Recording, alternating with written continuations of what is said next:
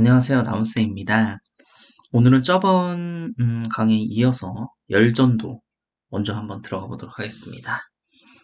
자, 바로 한번 들어가 볼게요. 열전도.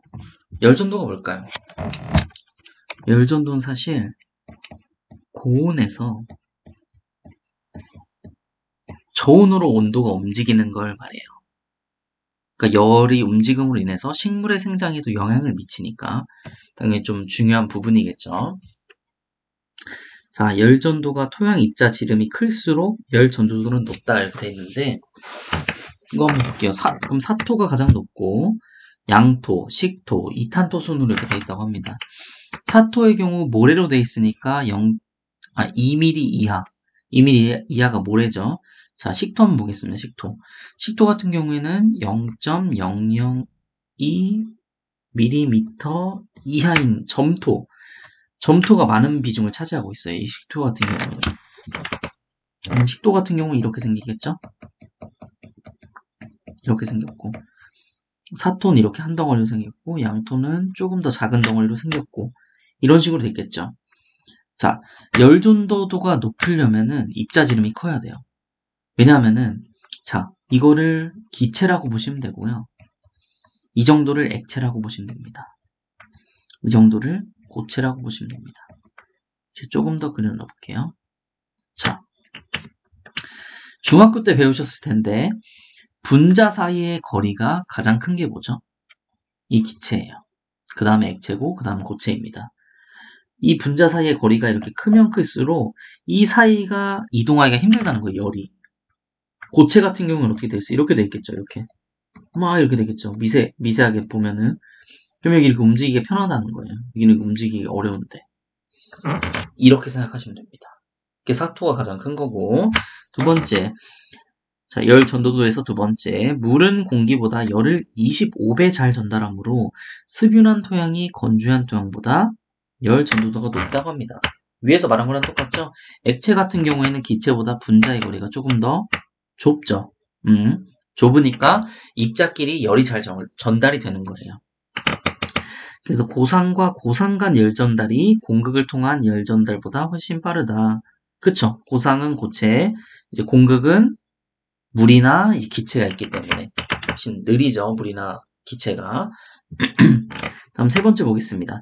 입단 괴상 구조가 발달한 토양보다 매시브한 형태의 토양에서 열 전도도가 높다고 되어 있는데, 자, 입단 같은 경우에는 이렇게 알갱이가 이렇게 촘촘히 모여 있는 걸 말해요. 이러면 어떠겠어요? 공극이 많아지겠죠? 매시브하다는 게 이제 거대하다는 뜻인데, 거대한 거 막 여기서 막 움직일 수 있겠죠? 입자들이 막 붙어 있으니까. 이런 걸 말하는 겁니다. 웬만하면 입단이 다 좋은데, 여기 열 전도도에서는 조금 안 좋네요. 다음 이제 토양 수분 한번 들어가 보도록 하겠습니다. 토양 수분은 굉장히 중요해요. 왜냐면은 식물 자체가 물을 어떻게 얻어요? 자, 비가 오면은 기공이나 수공이나 이런 공간을 통해서 물을 얻을 수도 있어요. 얻을 수도 있지만 웬만한 거는 다 뿌리를 통해서 토양에서 얻어냅니다. 거의 다가. 그렇기 때문에 토양의 수분의 함량이 지금 어떤가 이게 굉장히 중요합니다. 식물의 생장이 굉장히 중요한 거예요. 한번 볼게요. 자, 토양 수분 함량 측정 방법. 총 지금 잠시만요.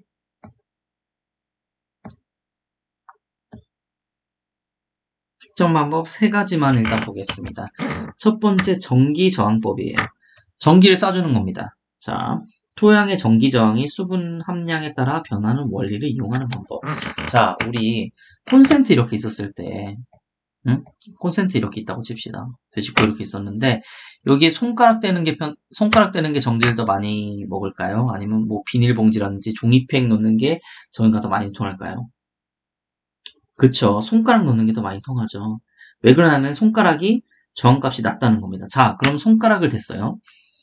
손가락에 물 묻힌 게 더 감전이 잘 될까요? 아니면 그냥 더 감전이 잘 될까요? 당연히 수분을 넣은 거, 손에 물기가 있는 게 훨씬 더 전기의 감전이 잘 되겠죠. 전기의 감전이 잘 된다는 것은 저항값이 작다는 겁니다. 반발하는 그런 성질이 없으니까 이제 그렇게 감전이 되는 거죠. 이런 느낌입니다. 자, 수분 함량이 적으면은 저항값이 크겠죠. 수분 함량이 많아지면은 저항하는 게 작아지기 때문에 감전이 더 잘 되고요. 자, 다음 중성자법입니다. 중성자법. 중성자 수분 측정기라는 게 있대요. 이걸 이용해서 토양 수분 함량을 측정하는데 이 중성자가 물 분자의 수소 원자 충돌하면 속력이 느려진다고 합니다. 물이 있으면 있을수록 중성자가 느려져요. 그러면은 중성자를 보내가지고 느려진 애들을 측정하면 되겠죠. 그 말이에요. 프로브로 되돌아오는 느린 중성자의 수는 토양의 수분 함량에 비례한다고 되어 있습니다. 그렇죠. 중성자가 느려지면 느릴수록 수분 함량이 많아지는 거니까 수분 함량이 어느 정도구나 측정할 수 있겠죠. 다음 TDR법입니다. TDR법은 유전이라고 보시면 돼요. 물의 유정상수가 이제 80 정도로 정해져 있는데 그게 공기라든지 토양의 입자보다는 훨씬 크다고 합니다. 이게 유전상수가. 그래서 유전상수를 측정해서 물 정도의 유전상수 나왔다. 그럼 수분 함량이 큰 거겠죠.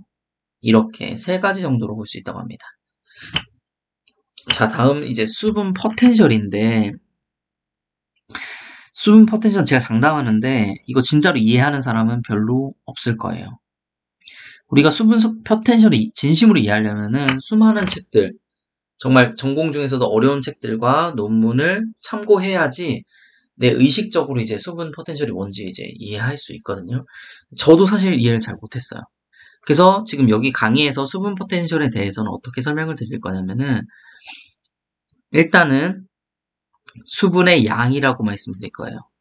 수분의 양. 수분의 양이 많으면 많을수록 플러스 값. 수분의 양이 적으면 적을수록 마이너스 값. 일단 이렇게 받아들일 거고. 자, 두 번째. 각 포텐셜마다 각자의 정의를 내릴 거예요. 이렇게. 중력 포텐셜, 매트릭 포텐셜, 압력 포텐셜, 삼투 포텐셜. 각각 내보겠습니다. 자, 중력 포텐셜은 뭐냐면은 중력 포텐셜은 뭐겠어요? 중력 포텐셜은 방향성에 초점을 둡니다. 기준 높이를 정해요. 여기 보시죠. 기준 높이를 하나 정해서 기준 높이를 정하는 거는 자신, 연구하는 사람이 이제 마음대로고 기준 높이를 하나 정해서 그 기준 높이보다 낮아졌다. 마이너스 값. 기준 높이보다 높아졌다. 플러스 값. 오케이. 자, 매트릭 포텐셜은 저는 이렇게 이제 정리를 했습니다. 토양에 붙어 있는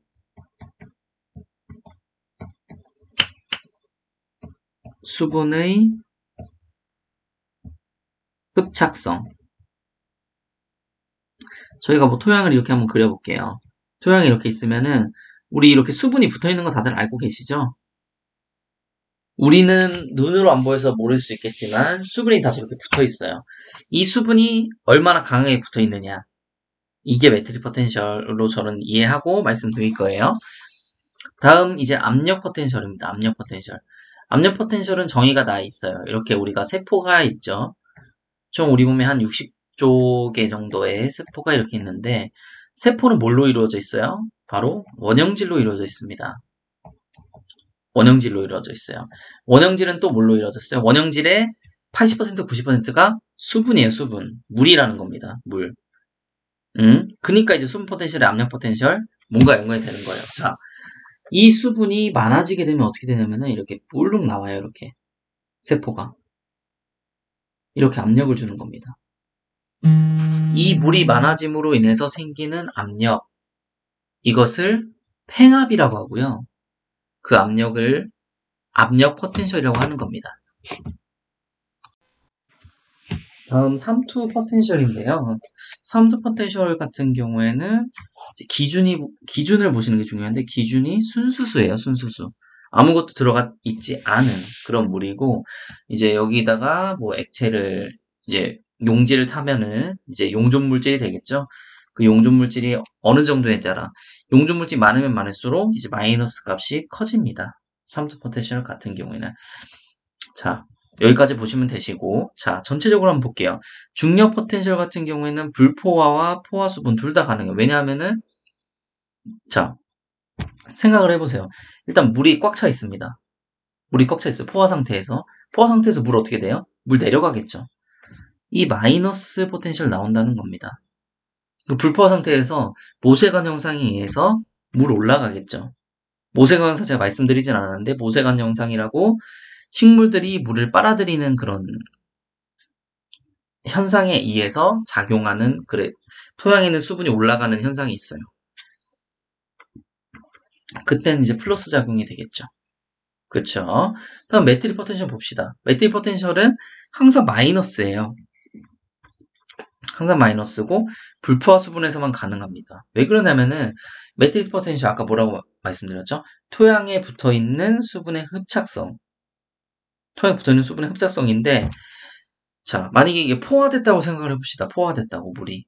물이 포화되면은 토양에 수분이 흡착되려고 할까요?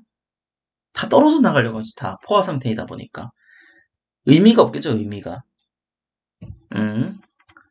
어쨌든 그렇습니다. 그래서 이제 자유수. 꽉 차 있을 때가 이제 자유수인데, 포화 상태에서 물이 막 떨어질 때, 그때 자유수인데, 그때보다 항상 약하잖아요, 힘이. 흡착하려고 하는 힘이 약하잖아요. 점점 물이 줄어들게 되니까. 포화 상태보다. 포화 상태를 기준으로 잡았기 때문에. 그래서 포화 상태를 기준으로 잡았기 때문에 시간이 가면 갈수록 줄어든다. 그래서 마이너스고 압력 포텐셜 같은 경우에는 포화 수분들만 가능합니다. 왜냐하면은 이 원형진이라는 것 자체가 수분이 자기가 가지고 있는 정량 이상으로 됐을 때 이렇게 팽합을 받거든요. 항상. 팽합을 받는 기준이 그거기 때문에 그렇습니다. 기준 상태는 대기압이고요. 자, 밑에 한번 보겠습니다.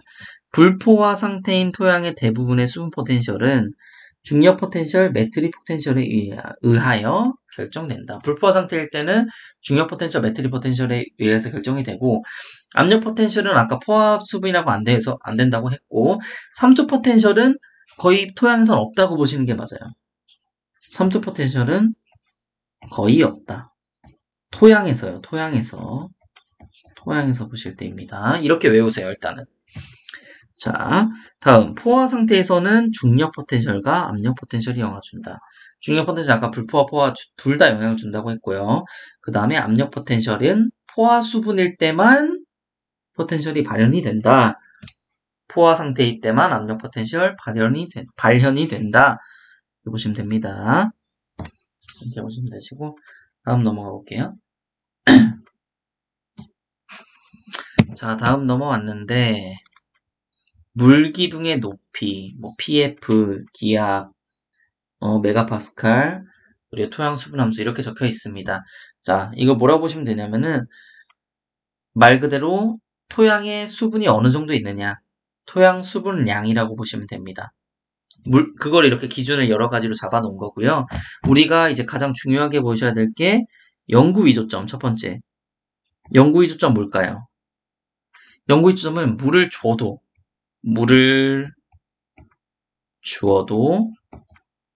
식물 생존 X. 자, 연구 위조점 같은 경우에는 이미 식물이 버틸 수 있는 수분 함량 이하로 떨어졌기 때문에 얘는 물을 주어도 식물 생존이 불가능합니다. 얘는 물을 줘도 생물 생존 불가능합니다. 자, 그럼 초기 위조점은 당연히 물을 주면 식물 생존 가능. 얘는 약간 처음에 약간 시든 정도? 그래서 얘 같은 경우에는 물 주면은 식물 생존이 가능합니다. 얘 같은 경우에는. 자, 그리고 보셔야 될 게 포장 용수량입니다. 포장 용수량. 포장 용수량은 아시는 분은 아실 수 있겠지만, 자, 포장 용수량은 일단 포화된 상태가 최대 용수량이라고 해요. 최대 용수량에서 중력수라는 게 있습니다. 중력수. 중력에 의해서 빠져나가는 물인데, 그 중력수가 빠져나가면은 포장 용수량이라고 해요. 이 포장 용수량 때부터 식물이 수분을 이용합니다. 그래서 굉장히 이 부분이 중요해요. 그럼 한번 볼게요. 자, 포장 용수량 기압 마이너스 0.31 바. 자, 메가파스칼은 마이너스 0.03 메가파스칼인데, 자, 이거 쉽게 외우는 방법은 여기서 여기 갈 때 0.1을 곱해주세요. 이렇게 하면 다 나오거든요. 그러니까 바만 아시면 되죠, 바만. 감안하시면 0.1 곱한 게 메가파스칼이기 때문에. 자, 그럼 우리 기준이 될 만한 게 뭐가 있냐면은 바로 초기 위조점입니다. 초기 위조점. 초기 위조점 물기둥 높이가 1000cm래요. 1000cm. 우리 로그 배우셨죠, 다들? 로그 예를 들어서 100은 뭘까요? 2잖아요. 왜 있냐면은 여기 10이 생략돼 있고 10의 제곱이 100이기 때문에 2가 이렇게 나와가지고 2가 되는 거죠. 자, 그러면은 혹시나 모르시는 분들을 위해 그래요. 지금 자, 여기처럼 만을 준다고 하면요. 만은 10의 몇 승이죠? 10의 4승이죠. 4가 나옵니다. 이게 뭐냐면은 PF 값이 이렇게 나와요. 보시면은 여기 그렇죠. PF는 이 물기둥 높이의 로그를 씌운 거예요. 그래서 4가 나옵니다. 이 물기둥 높이까지 아직 시험에 나오는 건 한 번도 못 봤거든요. PF 정도만 알아두시면 될 것 같고요. 어쨌든 초기 위조점 PF4, 기압 마이너스 10바, 그 다음에 메가파스칼은 당연히 0.1 곱하니까 마이너스 1 메가파스칼 나오죠. 초기 위조점이고 이제 영구 위조점입니다. 영구 위조점은 외우셔야 돼요. 이거는 PF는 얘는 물기둥 높이 15,300cm고 PF 4.2 기압 마이너스 15바 메가파스칼 마이너스 1.5 메가파스칼입니다. 영구 위조점 물을 주어도 식물을 생존할 수가 없다. 보시면 됩니다. 결과적으로 밑에 써놨는데 결과적으로 유효수분은 0.033 메가파스칼부터 마이너스 1.5 메가파스칼까지다. 자, 어디서부터 어디까지냐면은 여기서부터 여기까지 이렇게. 포장용 수량부터 영구 미주점까지가 유효수분. 유효수분의 기준은 식물입니다. 식물 이용. 식물이 이용한 곳은 포장용 수량부터 영구 미주점까지라는 거죠. 바로 치면은 여기서부터 여기고. 그쵸? PF로 치면은 2.5에서 4점인데 PF가 사실 가장 많이 나와요. 시험에서는 2.5에서 4.2 사이가 유효수분이다. 이렇게 하시면 됩니다. 자, 토양으로 치면 식토보다는 양토 계열이 더 유효수분 함량이 많은데 그 이유는 식토에서 수분을 강하게 흡착 보유하기 때문이다. 그쵸? 식토 같은 경우에는 이제 가지고 있는 수분 함량 가장 많아요. 가지고 있는 수분 함량 가장 많은데 여기서 식물이 이용할 수 있는 유효 수분 함량은 좀 적어요. 그 이유는 식토가 이제 알갱이가 워낙 작다 보니까 그 알갱이마다 잡고 있는 물들이 워낙 많은 거예요. 그렇기 때문에 이 식토보다는 양토가 더 유효 수분 함량이 많다. 이렇게 보실 수 있습니다. 다음 넘어갈게요. 자, 토양 수분 특성 곡선인데 이거 같은 경우도 아직 시험에 나온 적은 없다고 생각됩니다. 그러니까 시험에 나올 수 있다는 말이겠죠, 이제. 자, 토양 수분 곡선 한번 볼게요. 이거의 가장 중요한 점 뭐냐면은 수분 함량과 수분 포텐셜이에요. 수분 함량이 얼마일 때 수분 포텐셜이 얼마냐 이것만 알고 가시면 됩니다. 자, 볼게요. 용적 수분 함량 20%라고 가정해 봅시다. 20% 쭉쭉쭉쭉쭉 왔어요. 사토 마이너스 10 정도 되죠. 이렇게 쭉쭉쭉쭉쭉쭉 왔어요. 양토. 여기 마이너스 한 800 되겠네요. 마이너스 800 정도. 마이너스 10이고. 자, 또 왔어요. 20에서. 점토입니다. 다음. 점토 마이너스 만이에요. 그쵸. 자, 그럼 어떻게 정리할 수 있을까요? 수분 함량이 같을 때, 수분 함량이 지금 20%로 갔죠? 수분 함량이 같을 때, 어디가 가장 포텐셜이 클까요? 이 사토라는 거죠, 사토. 이렇게 지금. 이 사토가 가장 크다. 수분 포텐셜은 사토, 양토, 점토 순으로 높다. 이렇게 되고. 근데 이제 반대인 게 있어요, 또. 포텐셜일 때, 여기 마이너스 10으로 한번 가져가 봅시다. 이렇게 쭉쭉쭉쭉쭉쭉쭉쭉쭉쭉. 포텐셜 10으로 갔잖아요. 마이너스 10으로. 양토는 지금 수분 함량 40이고, 점토는 뭐 55% 정도로 할게요. 자, 어디가 가장 높습니까? 점토가 가장 높죠? 포텐셜이 같을 때 수분 함량은 점토가 가장 높다. 이거 같은 경우에 사실 이해하시는 것보다도 이 표를 하나 외우세요, 이렇게. 간단하잖아요. 이렇게 표 하나 외우는 거는. 이 표를 머릿속에 갖고 그 다음 문제 푸시면 됩니다. 네. 자, 여기서 이력 현상이라는 게 나옵니다. 수분 특성 곡선, 여기 옆에 곡선에 따라서 건조 과정과 습윤 과정을 번갈아가며 측정하면 값이 다르게 나오는 현상. 이렇게 돼 있는데 무슨 말이냐면은 무슨 말인지 좀 이해 가실 거예요. 여기서 뭐 점토에서 양토를 만드는지 양토에서 점토를 만드는지 수분 함량이 이제 변화를 줍니다. 수분 함량이 변화를 주는데 이게 건조 상태에서 습윤 상태로 갈 때, 습윤 상태에서 건조 상태로 갈 때 값이 다르게 나온다는 거예요. 수분 값이. 왜 그러냐? 왜 그러냐 봤더니 공극이 달라진다는 거예요. 공극이. 이게 수분을 줄 때, 건조 과정을 거칠 때, 습윤 과정을 거칠 때 토양은 팽창이란 수축을 합니다. 토양이 팽창이란 수축을 하게 되는데 이 팽창이란 수축이 제대로 끝까지 돌아오지가 않아요. 다시 돌린다고 해서. 이미 수축된 토양은 다시 팽창되기 어렵고 이미 팽창된 토양은 다시 수축되기가 어려운 거죠. 그렇기 때문에 이제 건조 과정과 습윤 과정 이 차이가 발생을 하는데 그거를 이제 여기 이력 현상이라고 말을 하는 겁니다. 자, 마지막 토양 수분 부분 한번 볼게요. 토양 수분 끝나고 이제 토양 화학성입니다. 가장 중요해요. 토양의 물리성, 토양의 화학성 가장 중요합니다. 이 이후에 나올 것들이 사실 더 중요한데 오늘 잠깐 맛배기로만 한번 보고 갈게요. 토양의 화학성입니다. 자, 점토광물의 기본 구조라고 되어 있는데 점토광물이 왜 중요하냐면은 점토광물 중요 이유. 점토광물 제가 잠깐 말씀드리긴 했는데 여기 점토광물이 있어요. 점토광물 주변에 뭐 생기냐면은 마이너스 이온들이 이렇게 붙어 있어요. 마이너스 이온들. 이 마이너스 이온들에는 당연히 뭐가 붙을까요? 제가 이거 저번 강의인가 또 말씀을 드리긴 했는데 세상은 다 플러스랑 마이너스가 합쳐진 걸로 이루어져 있는 거예요. 지금 양전화, 음전화 이렇게 합쳐진 걸로 이루어져 있잖아요. 플러스가 필연적으로 붙게 돼 있습니다. 이렇게 플러스가 이렇게 필연적으로 붙게 돼 있어요. 그러면은 점토에 마이너스가 많으므로 점토에 마이너스가 많으면 플러스 이온이 더 많이 붙겠죠. 근데 플러스 이온에는 뭐가 있냐면은 굉장히 이롭게 해주는 이온이 굉장히 많아요. 뭐 칼슘이라든지 마그네슘이라든지 뭐 칼륨이라든지 우리가 비료에도 많이 쓰는 그런 애들이랑 원소랑 그리고 식물에는 절대 없어서는 안 되는 이제 필수 원소들, 소량 원소들 이런 원소들이 이 플러스에 따라 붙는다는 거예요.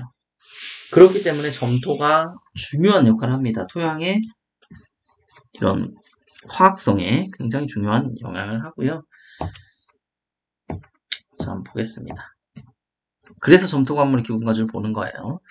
자, 기본 구성 원소. 가장 많은 게 산소입니다. 그 다음 규소, 그 다음 알루미늄, 그 다음 철, 그 다음 칼슘, 나트륨, 칼륨, 마그네슘 순인데 어쨌든 가장 중요한 거는 산소, 규소, 알루미늄이 많다. 1, 2, 3다. 이 정도 알고 계시면 되시고요. 규소 사면체 종류. 우리 풍화에 강한 순서 뭐라고 했어요? 이거 저번에 했었잖아요.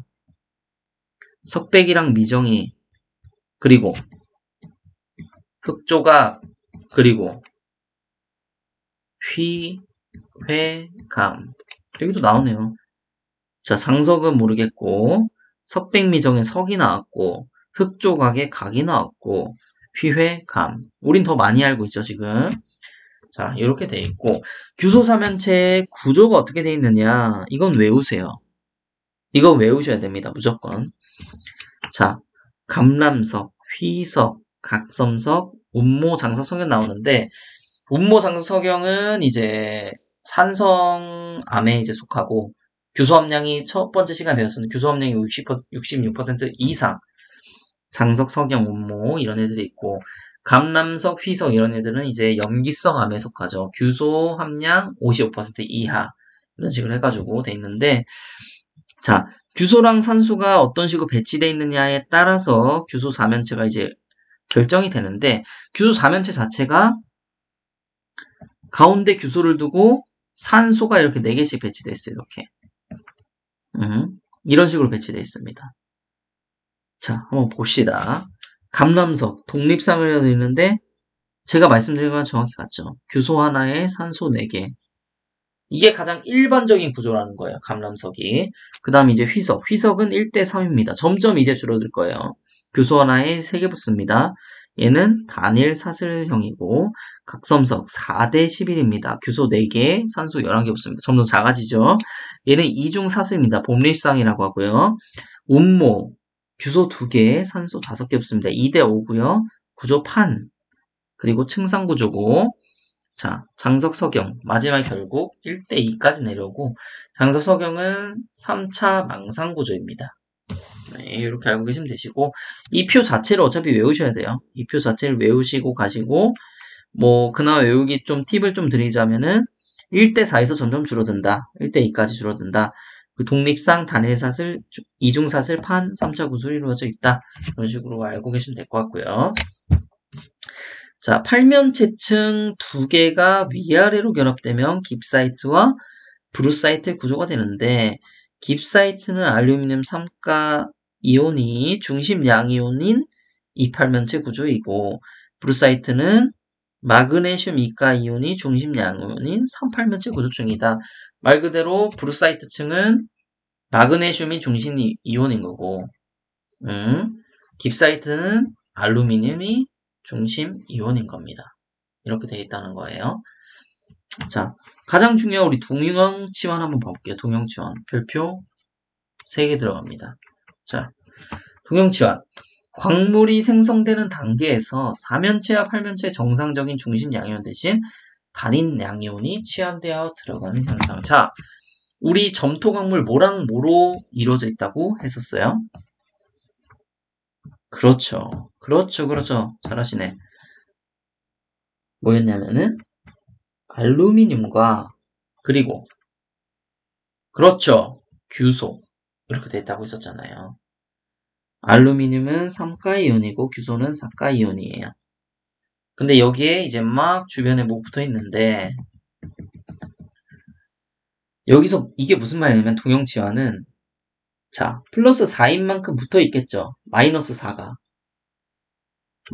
붙어 있겠죠. 그래야지 원활하잖아요. 그래야 자연스럽잖아요. 그래야지 중성을 찾을 수 있잖아요, 자기가. 근데 이게 어떻게 되냐면은, 이 SI가 뭘로 바뀌냐면은, 이게 갑자기 알루미늄 바꿔요. 알루미늄. 심지어 3가로. 얘는 4가였는데 3가랑 바뀌면은 몇 개가 남아요? 1개가 남죠.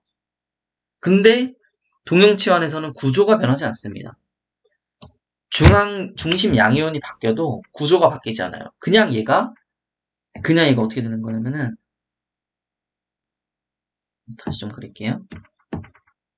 그냥 얘가 여기에 꿰차게 되는 거예요. 이렇게 AL 3가가 나와서 그러면은 3개씩 붙었잖아요. 얘는 3개인데 지금 얘는 4개죠. 전자가. 그쵸? 그러니까 얘는 마이너스 성질로 변화버리는 거예요. 마이너스가 1개도 많잖아요. 이게 동형치환입니다. 이게 동형치환이에요. 자, 그럼 알루미늄일 때는 어떻게 될까요? 우리 알루미늄 팔면체도 점토 광물의 구성물질 중 하나라고 했었잖아요. 알루미늄 3가 같은 경우에는 뭐랑 바뀌냐면은 마그네슘 2가나 철 2가로 바뀝니다. 철의 환원 상태. 이렇게 바뀜으로 인해서 또 마이너스를 띠게 돼요. 점토 광물은. 이런 식으로 해서 점토 광물이 마이너스 전하를 얻어내고 그 마이너스 전하가 많으면 많을수록 양이온이 많이 들어올 수 있게 되고 그 양이온이 많으면 많을수록 우리는 양이온 치환 능력이 많다고 하는 겁니다. 좋다고 하는 겁니다. 자, 한번 읽어볼게요. 동형치환. 기존 양이온과 전하가 동일하거나 크거나 작을 수 있다. 크면 순양전하를 띠고 작으면 순음전하를 띠겠죠. 당연히. 다음 규소 4면체에서 규소 4가 대신 알루미늄 3가의 치환이 일어나죠. 제가 아까 말씀드린 거였죠. 규소 4가에서 알루미늄 3가 되니까 마이너스 1개가 남는 거. 그쵸? 알루미늄 8면체에서는 알루미늄 3가 대신 마그네슘 2가, 철2가 또는 철3가의 치환이 주로 일어난다. 그러니까 더 작은 애들로 치환이 일어나는 거예요. 왜냐하면 작은 애들로 일어나야지 점토에 마이너스 전하가 붙을 수 있기 때문에. 그렇고, 자, 3번. 치환이 일어난 후에도 원래 광물의 구조에는 변화가 없다. 이게 특징입니다. 동형체의 특징. 자, 버미큘라이트는 38면층에서 마그네슘 2가 대신 철 3가가 치환되어 들어가면 광물은 순양전환을 갖게 되지만 규소 4면체에서 규소 4가 대신 알루미늄 3가 치환이 크게 일어나므로 버미큘라이트는 일반적으로 순음전환을 가지게 된다. 자, 버미큘라이트는 여러 개 층이 있는데 그 중에 38면체 층도 가지고 있어요. 아까 38면체 층 뭐라고 했죠? 브루사이트층, 마그네슘 2가 이온이 있다고 했죠. 마그네슘 2가 이온인데 여기에 철 3가가 들어가요. 오히려 플러스가 하나 늘어나죠. 플러스가 늘어나면은 어떻게 돼요? 큰일 나잖아요, 우리. 오히려 마이너스가 늘어나야 되는데, 그래, 양이온들이, 우리한테 유리한 양이온들이 묻는데, 오히려 플러스가 늘어난단 말이에요, 지금. 이렇게. 대신 봅시다. 우리가 알루미늄도 있고, 규소가 이렇게 있잖아요. 근데 이런 식으로 돼 있어요, 보면은. 이렇게. 이런 식으로 돼 있어서, 버미큘라이트는 2대1형입니다. 규소 2개, 알루미늄 1개. 그렇기 때문에 이 규소에 마이너스들이 많이 붙어 있는 거죠, 이렇게. 알루미늄은 플러스더라도. 이런 현상이 있는 게 이제 버미큘라이트다. 그래서 결국엔 합쳐보면은 순음전하를 가지게 된다. 마이너스가 더 많으니까. 이제 겉에 있는 마이너스가 많다는 거죠. 규소가 이렇게 배치되어 있으므로 알루미늄보다. 자, 오늘 일단 여기까지 하겠고요. 제가 일단은 그 다음 영상 굉장히 중요해요. 이제 규산염 광물 어떻게 생겼고 어떤 구조로 이루어져 있고 어떤 것들이 있는지 그의 설명을 한번 드리겠습니다. 다음 시간에요.